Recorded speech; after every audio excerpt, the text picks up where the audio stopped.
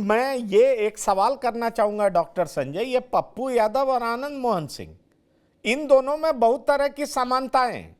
समानता इस लिहाज से कि देखिए, आनंद मोहन सिंह पहले टिकट के लिए प्रयासरत थे, पहले आरजेडी में प्रयास किए, लालू प्रसाद यादव तेजस्वी यादव के साथ थे।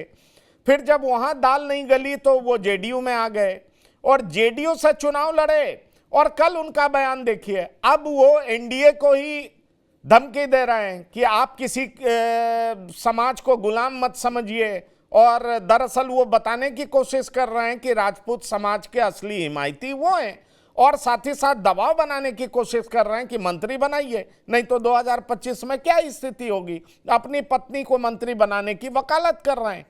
मतलब बहुत साफ है कि पप्पू हो या आनंद मोहन सिंह, दोनों की राजनीति में एक समानता यह है कि इतने महत्वाकांक्षी हैं कि किसी दल में उसके नियम कायदा और धीरज से रहा जाए, ये दोनों को मंजूर नहीं है। कभी उस दल में जाते हैं, उसका साथ छोड़ते हैं, अपनी पार्टी बनाते हैं, फिर इधर जाते हैं, फिर उधर जाते हैं, फिर कब किधर जाएंगे ये समझना बहुत मुश्किल होता है। क्या कहते हैं आप? नहीं, देखिए, आकांक्षा महत्वाकांक्षा रखना बुरी चीज नहीं है, लेकिन केवल अपने ही हितों की बात करना, अपने ही फायदे की बात करना और उन हितों को साधने के लिए कब कौन सा स्टैंड ले लेंगे, इसका कोई ठिकाना नहीं है। बिल्कुल आपने सही उदाहरण दिया आनंद मोहन और पप्पू यादव का। दोनों का राजनीतिक चरित्र एक ही तरह का कि पहले विनम्र भाव से उनसे मदद लो और जैसे ही आपको ताकत मिल जाए फिर आप अपनी ताकत का एहसास कराने लगिए, फिर कहने लगिए कि देखिए हमारी ताकत तो इतनी है कि हम कुछ भी कर सकते हैं, हम सरकार गिरा सकते हैं, सरकार बना सकते हैं। अब आनंद मोहन जी पूरे राजपूत समाज की ठेकेदारी तो नहीं ले रखी है, क्या वो समाज केवल आनंद मोहन के सहारे जीता है क्या? तो लेकिन वो बात उस तरह के करते हैं। पप्पू यादव को कहीं से भी तेजस्वी यादव पसंद नहीं करते, और तेजस्वी यादव ने तो कई बार खुले मंच से कहा कि पप्पू यादव को मैं जानता हूं, पहचानता हूं, ये तो हमारे पिता पुत्र में ही झगड़ा लगवाना चाहते थे, हमने उनसे किनारे किया। तो पप्पू यादव को आरजेडी कोई भाव नहीं देती है। वो समझती है कि अवसरवादिता के बड़े सुंदर पर्याय हैं पप्पू यादव, जब इनको मौका मिलेगा वो तुरंत उसका इस्तेमाल कर लेंगे।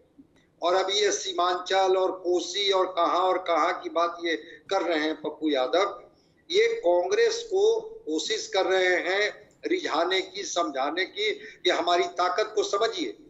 निर्दलीय चुनाव जीत जाना एक पार्ट है, और वो बिहार की सियासत में पप्पू यादव को कांग्रेस आरजेडी से एक कॉन्फ्लिक्ट लेकर के, एक तनाव लेकर के पप्पू यादव पर भरोसा कर लेगी, मुझे ऐसा नहीं दिखता है। आज भी आरजेडी पर ज्यादा भरोसा करती है कांग्रेस पप्पू यादव के बनिस्पत। तो पप्पू यादव इस मौके का फायदा उठा रहे हैं। एनडीए इनको भाव नहीं दे रही है, एनडीए के दरवाजे को भी खटखटाने में ये पीछे नहीं हटे।